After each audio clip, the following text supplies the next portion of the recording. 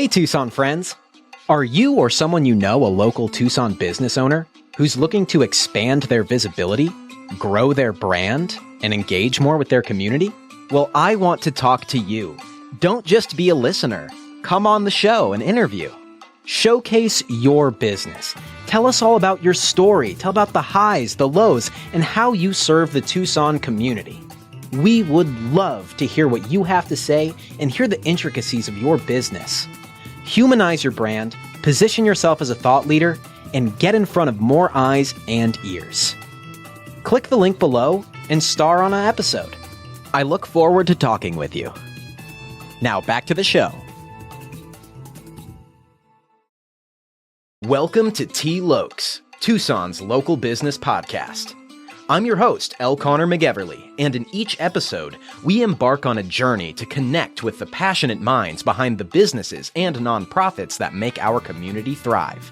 Join me as I sit down with the owners, visionaries, and change makers who pour their hearts into shaping the local landscape. We explore the challenges, triumphs, and unique journeys that define Tucson's business community. From the corner coffee shop to the innovative startups and impactful nonprofits, T. Lokes is your window into the diverse stories that make our city special. Tune in and get ready to get connected. This is T. Lokes. Howdy, folks, and welcome to T. Lokes, your Tucson local business podcast. I'm your host, L. Connor McEverly, and joining me via virtual chat today is the Director of Tucson Business Development from Local First Arizona, a nonprofit that has been fiercely dedicated to driving inclusive community and economic development throughout Arizona. It is my pleasure to introduce to the show Jessica Barfield. Jessica, how are you doing today? I'm great. Good morning, Connor. How are you? I'm doing pretty well. Good morning to you as well. You know, I love doing morning interviews. That's when I have my my highest energy, you know? Well, for sure. I've had a cup of coffee, so I'm ready to go for the day. That's whenever I do my best work too, is before noon, actually. Morning is my productive hours. So yeah, I can resonate with that in a big way. So let's jump right in. So the T. Loke listeners have heard about Local First Arizona before in episode 20 with our friend Nick Spinelli, but I'd like to hear in your words, what is the mission of Local First Arizona?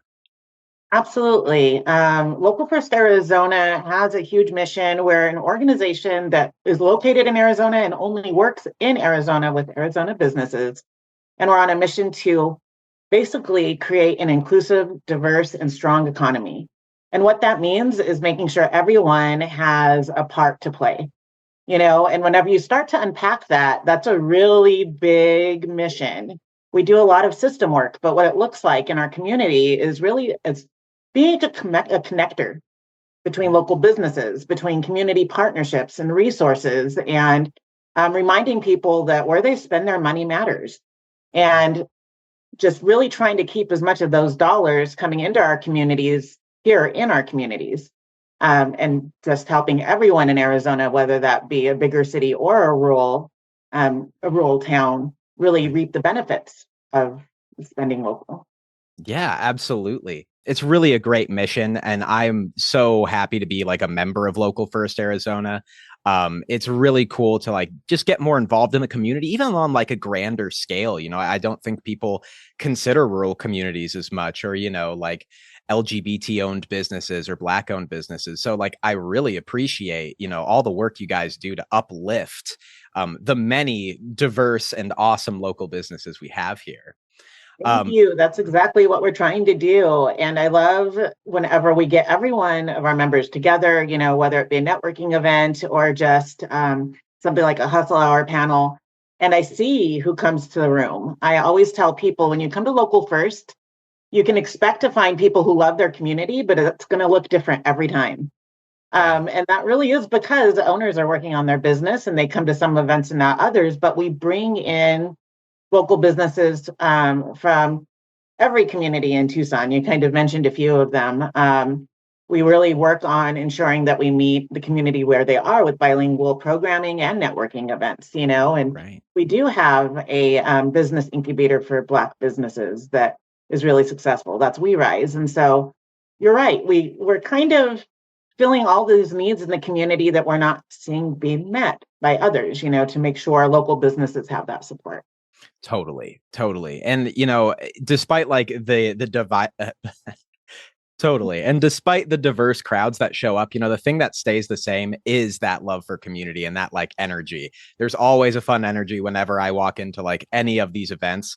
I always know it's going to be a good time. I'm going to learn something and meet someone new. So it's really a good time.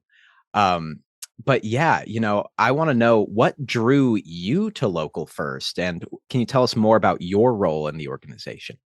Absolutely. So I'll try and make it short because I have a little bit of history that brought me to Local First. But funny enough, my first career, I joke, was radio. And radio is what brought me to Tucson back in the early 2000s, right out of school. So, around 2002, I was here right out of high school. Fell in love with the community, met my husband here, but eventually moved back to my hometown in New Mexico. And so you had mentioned earlier, a lot of people don't think about rural communities, but I grew up in one. I grew up in a small coal town in northern New Mexico of around, 8,000 people. But as I was growing up, I watched the coal mine in my town shut down. Yeah. And all of a sudden, I saw our community shrink into about half its size. Wow. We didn't even have a Kmart. We were driving to Colorado to go to Walmart. Like the state of the economy in our town kind of fell out. Right. I graduated with 12 people. So you can imagine. Yeah. I think I started kindergarten with 120. I graduated with 12. The amount of people that left our town and the amount of businesses I saw close as a child was huge. So whenever I graduated high school, I got out. I ran with radio. I was lucky enough to learn and grow on a local radio station as a teenager in my hometown. Yeah. But I ran away from that town when I got old enough, thinking that's what I wanted to do. Yeah. Well, I took a break from Tucson and moved back there whenever my parents were getting older. And when I moved back, there wasn't any jobs. And so my sister and I actually opened a coffee shop, became entrepreneurs ourselves. Nice. And throughout the process, I realized that businesses needed support if there was ever going to be any in our small town.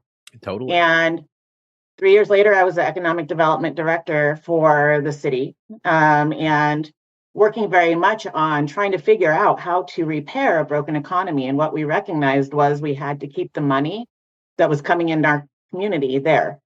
Right. We were at that point, we didn't have any doctors. We had traveling nurses coming through town. We didn't generate our own electricity.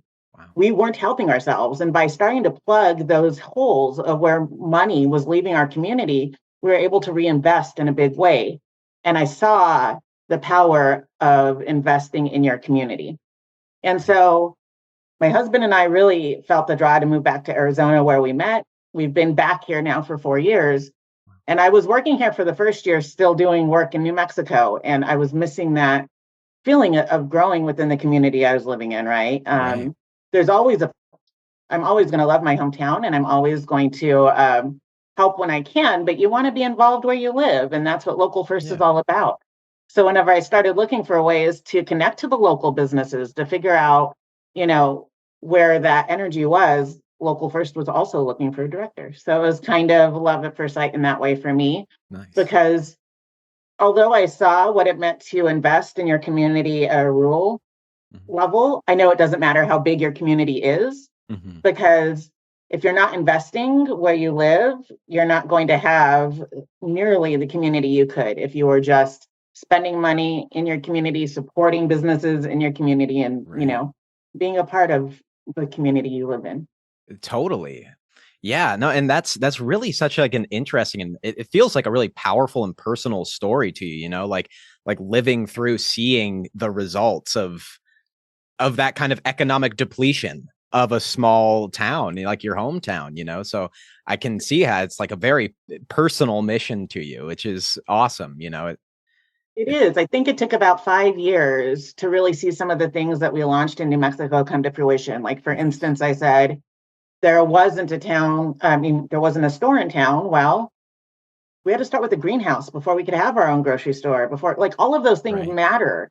But to see the pride that they take in having that now and having the ability to support that, like, it really was ingrained in me to be a part of the community you live in. If you want to see something better, do better. Right. And so I've always kind of felt that heightened sense of love for where I live. And that's what Local First is all about, is reminding people that being local is powerful. You do get to be a part of your community. If you own a business, you get to decide who you support. And that's huge because Yeah. there's a lot of big box retailers that don't have that same type of commitment for the people that they serve. Right. Absolutely. It can be so impersonal for them, right? It's just numbers and stores instead of these like friendly faces that keep coming in and keep being like the patron of your business, right? And you build that community with people, kind of being a cornerstone in the community. Absolutely. Howdy, listener. This is Connor. Thank you so much for listening to our episode today. If you find these interviews enriching, one of the easiest ways you can help this show is to leave a rating and a review. If you go into your podcast player, for Apple Podcasts, if you scroll beneath all of your episodes, you'll find a spot where you can rate and review. If you just click that and add a review, that helps others find these impactful episodes and hear the valuable insights of the people who are the heartbeat of the Tucson community. So if you have a moment, please do that. It really helps the show. It really helps me out. Thank you so much for listening, and thank you so much for your support. Toodaloo. So, I don't know if I caught the answer to this, but I'd like to know a little bit more about your role in the organization. What do you do as the business development director? Yeah, absolutely. And you're right. I think I might have left that part out. It's So, okay.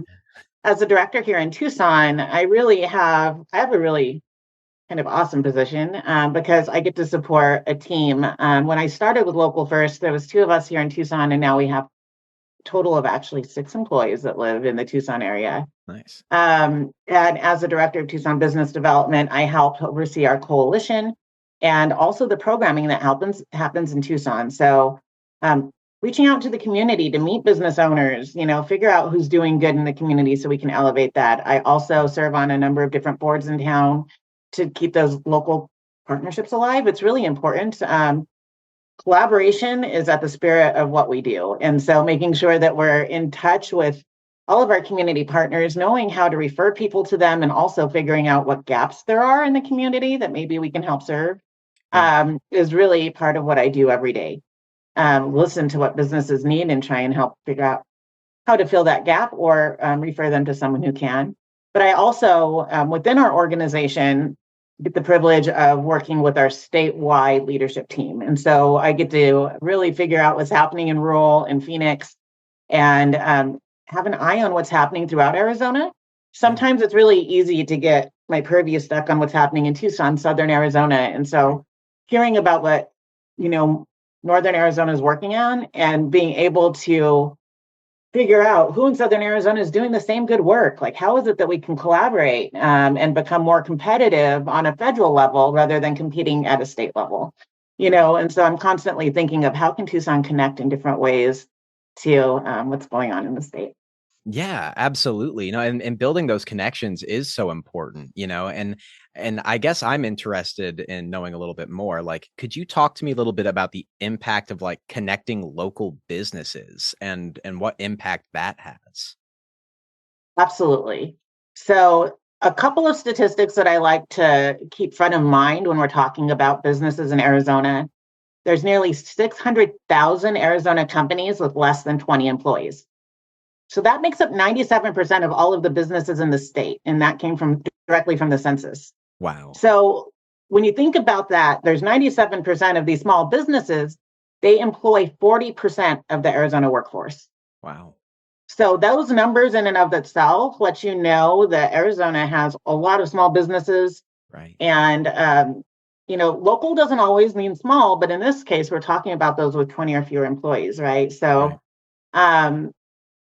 that's really important to think about.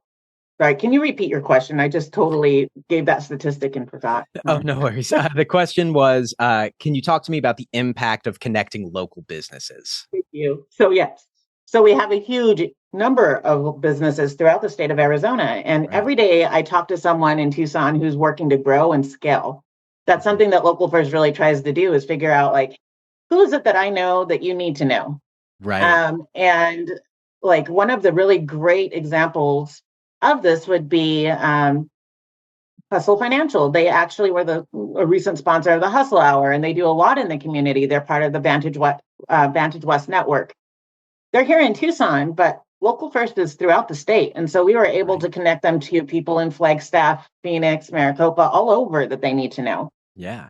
So that's one example. But if you want to look at that at an even smaller scale, is sometimes we have food artisans or food people creating products that they want to sell up in Phoenix. Well, we have an Yeah. entire food team that I connect them to, and they figure out where would your product be needed and who can I introduce you to.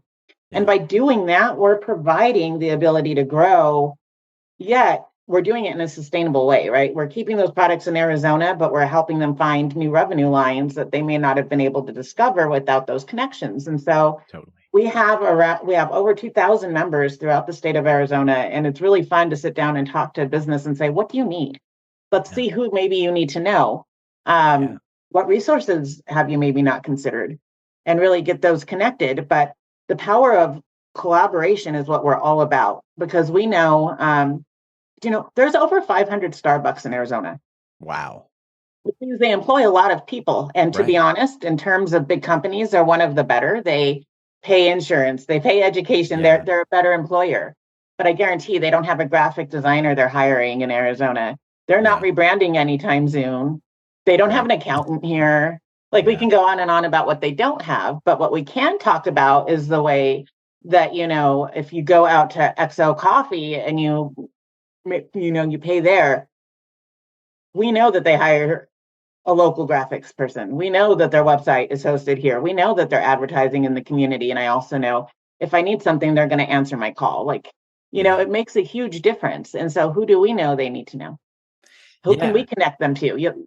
And just helping them find ways to connect really grows that brand. So, Yeah. we do have an online directory that consumers can find local Right. businesses too. But I always tell business owners, go out there and look, see who's Yeah. local and looking to connect. That's what we're all about. And it's those collaborations that help grow businesses and grow ideas. Yeah, absolutely. I mean that makes so much sense. And I mean, taking it to a personal space, like I have been a solopreneur for like a year and a half now, and the resources that I've gained through other like business to business connections with like local people right here has been invaluable to me. Like, it takes a village, and some of the best things you need help to create. And so it has been like it's really been a true joy, just like one, talking to so many wonderful like businesses and nonprofits in Tucson on this show, but also being able to like hire and collaborate with those same people, and share services in that way. So it really does make a big impact. And I'm like totally, totally grateful for all of like the local businesses, nonprofits that I've been able to collaborate with.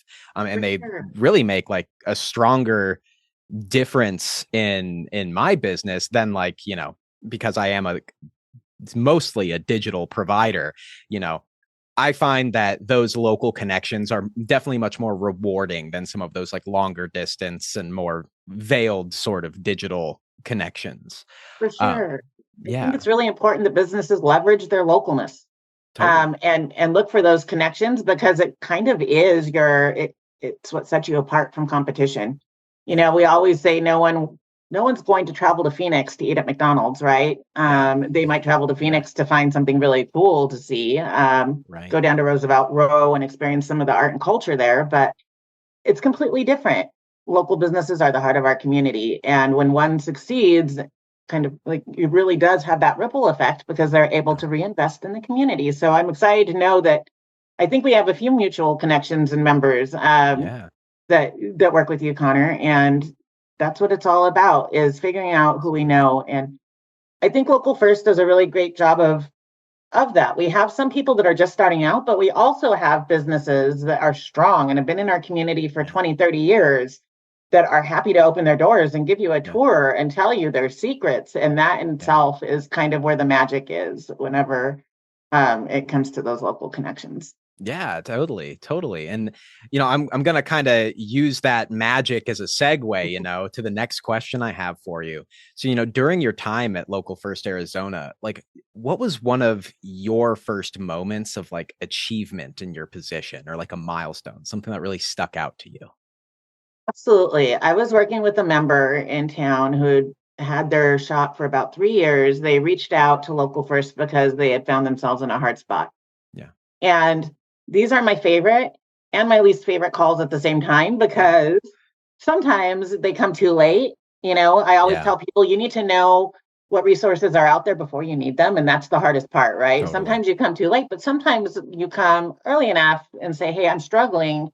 I need a little bit of help. And it was the very first time I had a chance to sit down. They happen to own a restaurant. They're going into their very first summer. It was a lot slower than they had anticipated. Right. Um, but because they had been in catering and they had had a strong business for over 2 years, I was able to connect them to one of our community partners, the Community Investment Corporation, and Nice. see what the power is whenever you look at character based lending and you take out some of those different factors.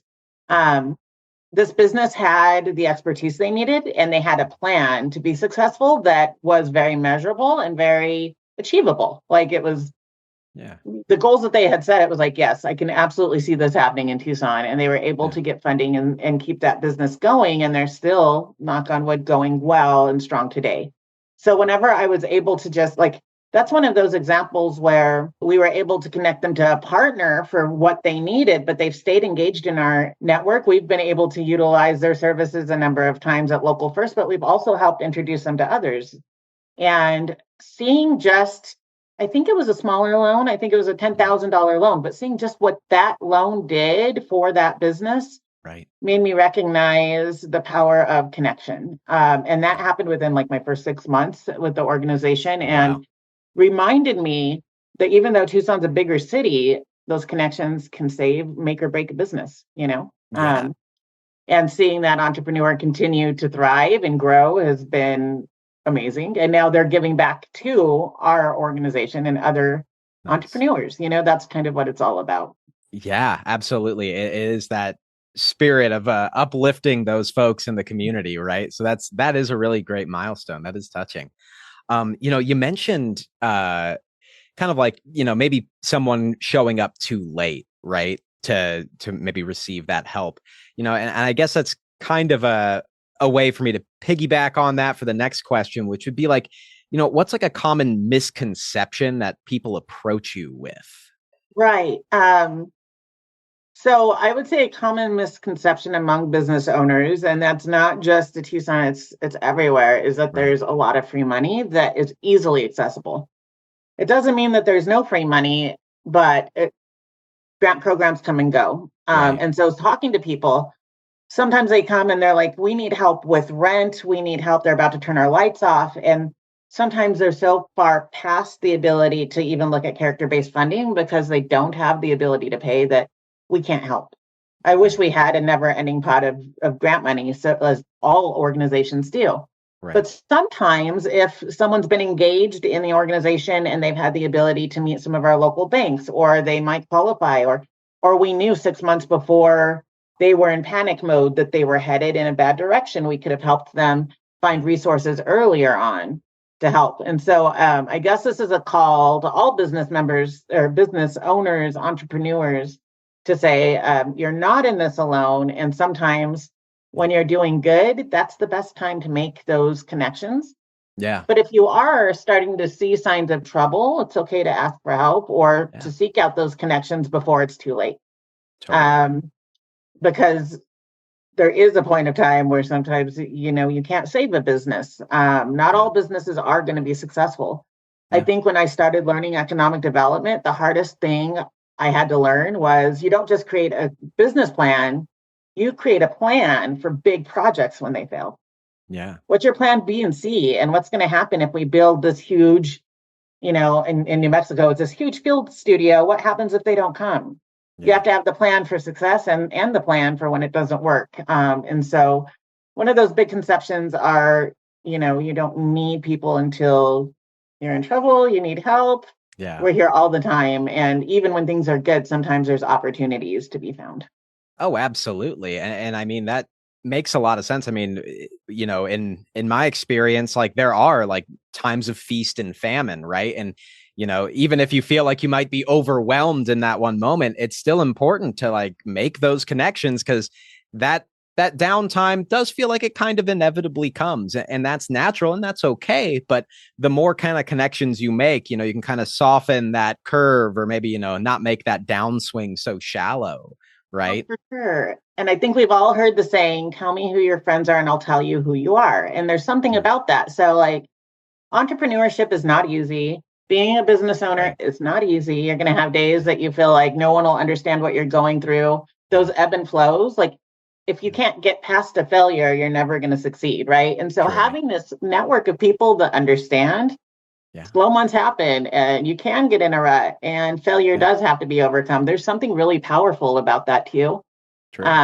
And I was actually talking to a member about this just yesterday. She's like, I went to networking to make business connections, but now three of my closest friends are people I actually met through networking. Nice. You do get below the surface with some people and you do find that support that you need when times get tough. Yeah, absolutely. Absolutely. Let's be real. Running a coaching business means balancing client meetings, building your visibility, reaching new audiences, all while staying on top of editing your content and scheduling. At Elconnor Voice LLC, we provide audio engineering services and content management to coaches looking to expand their reach without the hassle. We manage every detail so your podcast comes off sounding polished and professional, while you focus on what you do best. Spend more time coaching and less time editing. That sounds good to you? Schedule a free consultation. Follow my links in the episode notes. Reach out and let's talk. So we talked about some successes. We've talked about some misconceptions people may have. I want to kind of bring it in again and ask you maybe a more personal question, at least in terms of, the work you do, Yeah. which would be like, what are some goals that you are striving for, this coming year in 2025? I have two big goals that are both professional and personal to me. And the very first one is to be more prepared than reactive.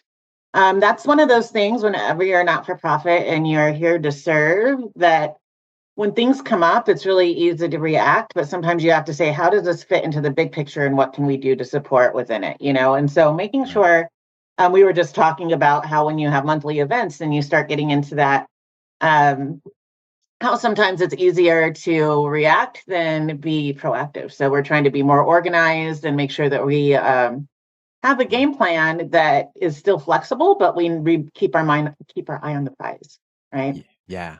Um, and then the second one is to really be grateful for effort and small wins. Yeah. So, we were talking about local first working on huge goals. It's system change. We're working on so many different levels. We've talked a Right. lot about our business work, but we do food work. We do work in the rural Yep. communities. It goes really far and deep. And sometimes it can feel like you're never going to hit that goal.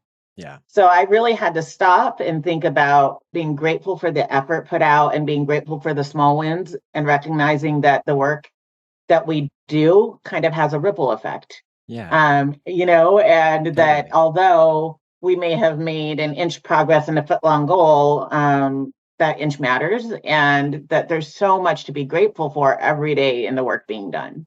Yeah. I think gratitude can go a long way, whether you're in a period of feast or famine, Totally. remembering what got you there, where you're Yeah. headed, all of that really matters.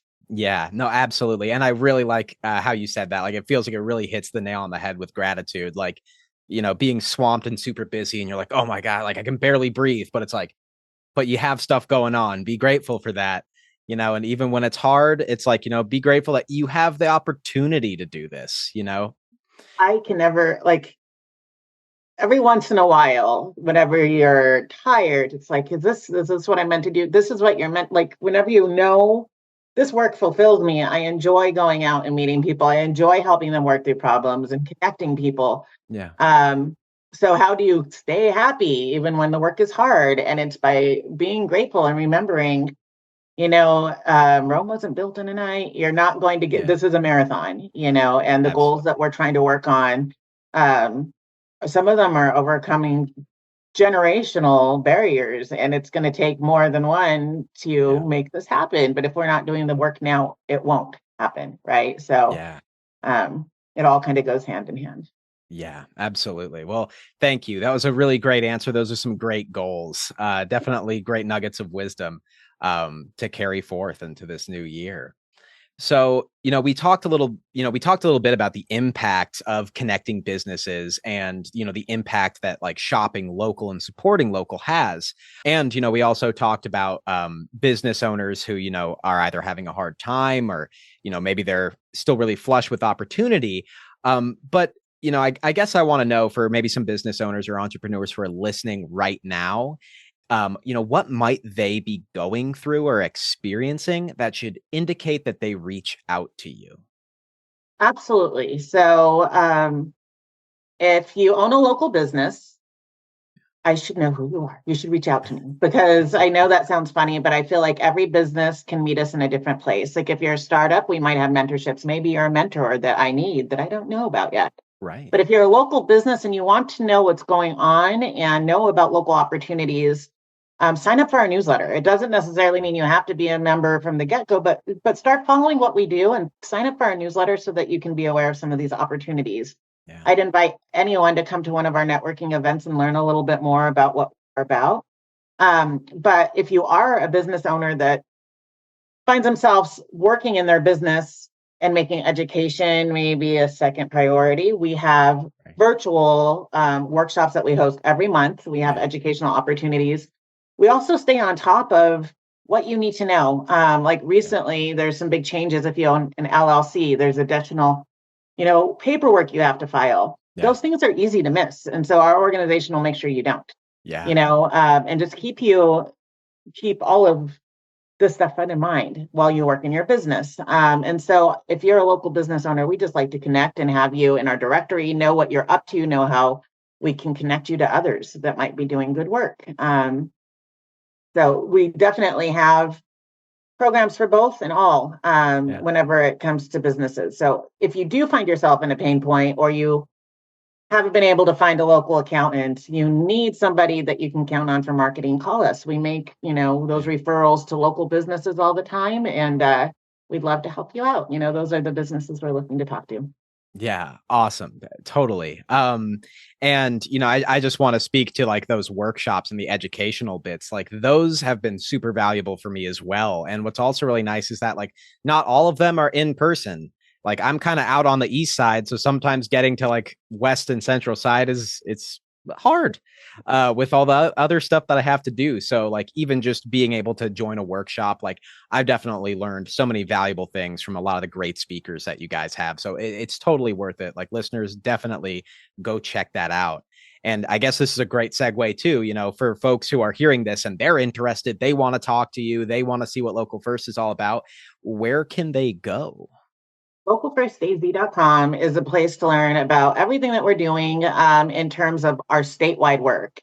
If you're a business owner, click on, grow my business, and there it'll show you all of the different things that we have, not just the coalition. We have a number of, business incubator programs, those ongoing educational workshops and opportunities. Yeah, They're all kind of there. You can also see who works for Local First. We have a directory of our staff there with all of our contact information. nice. So you can reach out to us. If you're a consumer listening and you just want to support local business, go to our directory, check it out. There's some really cool businesses that I found through Local First, as I grew into this position. Totally. I think that I constantly talk about if we can just shift 10% of what we spend to local, the impact it could have is huge in Tucson. Um, Yeah. there's the stat, if we can shift 10% of our overall spending, we could create over 1,600 jobs in the size, a city the size of Tucson. Wow. So holiday gifts, finding Yeah. unique, fun Tucson things, like it couldn't be Yeah. easier to shop local right now. For Sometimes real. there's times where convenience wins, but holiday shopping, finding unique local gifts is what it's all about. So check out our directory. Know Yeah. that we're working to grow those connections here in Arizona. Yeah. But that website will give you a lot of information about how you can get involved and how you can support our organization. Perfect. And folks, we will have the links for all those in the episode notes. So if you want to check it out, just go to the episode notes and the links will be right there for you. All right. Well, Jessica, I'm also wondering, we're kicking off the new year here, right? Do you have any events coming up in the near future that people should keep an eye out for? Absolutely. Our next event after this, I believe, is going to be our February Tucson Business Mixer. Sweet. And our mixers are different and we have a lot of fun. So every single month we're at a different locally owned business. That might mean we pop up at an office. It might mean we pop up at a bar. Like this time we're popping up at Levity Wellness, which is a float pod studio and wellness center. So it sounds very interesting because it is. And we're going to, Jason's actually curating kind of a fun experience. We're going to have some local youth there playing music. Nice. But overall, we're going to be making business connections and talking about local first. And so that will be on February 5th. We have our local mixer every first Wednesday of the month.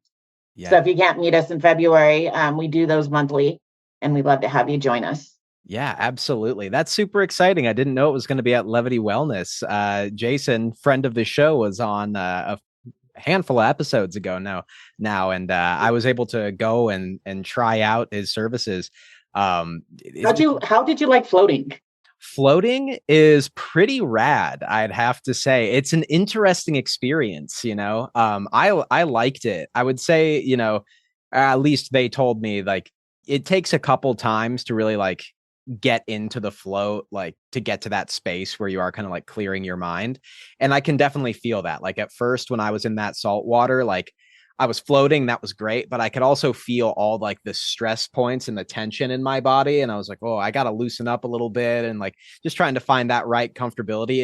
It's really interesting for sure, but I liked it a lot. And I think I started kind of hitting that meditative zone maybe in the last 5 minutes. And then I was interrupted and had to get out.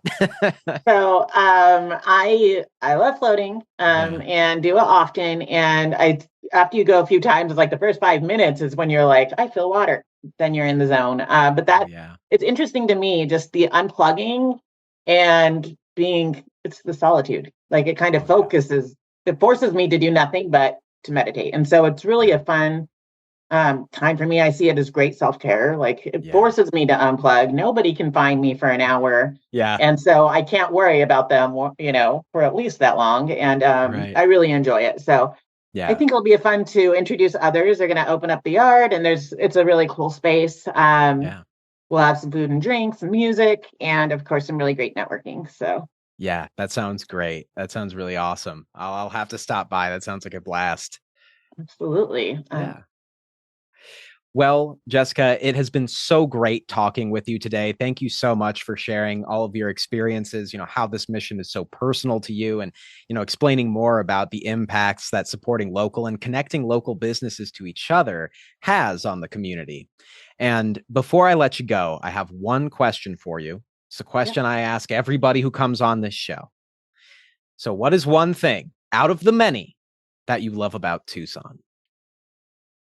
What I love most about Tucson is 4th Avenue.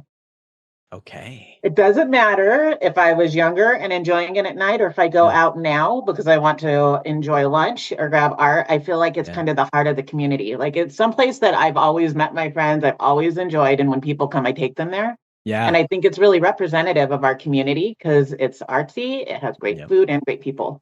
And that's what Tucson's all about. So that's my favorite part about Tucson. Awesome. I love that answer. I haven't gotten that answer yet, but I'd have to agree with you. 4th Ave is definitely a great little like microcosm of what's going on in Tucson. Yes. Yeah. I mean, eventually that led to people. It is the people in Tucson that I love. But 4th Avenue really represents all of what I feel like Tucson's about. So totally. That's for me. Well, thank you so much, Connor. Yeah. Thank you, Jessica. Thanks again for being on the show. And I'm sure we'll talk soon. All right, folks, take it easy. Bye-bye. And that's a wrap for another episode of T-Lokes, your go-to podcast for uncovering the untold stories of Tucson's local businesses and nonprofits. A big thank you to our incredible listeners for joining us on this journey of connection and discovery. I want to extend a huge thank you to Jessica Barfield from Local First Arizona for coming on the show today and sharing the personal stories that drive her, and for illuminating the myriad benefits of supporting local businesses. If you haven't checked out Local First Arizona, please do. Links are in the episode notes. Show them some love and check out their links in the episode notes. A big thank you to Louis Sanders from Sound Monk Studios for composing the awesome T. Lokes theme music. If you enjoyed today's episode and want to stay connected with Tucson's vibrant business scene, don't forget to subscribe, rate, and leave a review. Your feedback is invaluable, and it helps us continue bringing you engaging conversations. As we wrap up, remember that T. Lokes isn't just a podcast, it's a community. Let's keep the conversation going on social media. Follow us on Facebook, Instagram, or our Discord channel and share your thoughts, suggestions, or even recommend a local business or nonprofit you'd like to see featured on the show. Thank you once again for being a part of the T. Lokes community. Until next time, stay connected, stay inspired, and keep supporting the heartbeat of Tucson. Toodaloo.